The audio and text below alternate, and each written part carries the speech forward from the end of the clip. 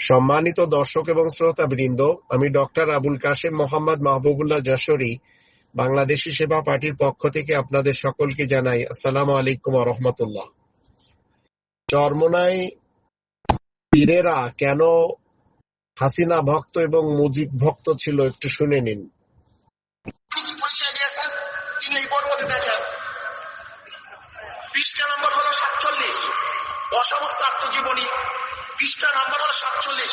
তিনি বলেছেন আমাদের বাঙালির মধ্যে দুইটি দিক আছে, একটা হলো আমরা মুসলমান আর একটা হলো আমরা বাঙালি। প্রথম আমরা কি? আমরা মুসলমান, এরপর আমাদের পরিচয় আমরা বাঙালি। আমরা শুধু বাঙালি নয়, আমরা প্রথম মুসলমান, তারপর আমরা বাঙালি। এভাবে দরবারি মোল্লাদের চিনতে যদি আপনাদের কষ্ট হয় তাহলে আমার করার কিছু নেই।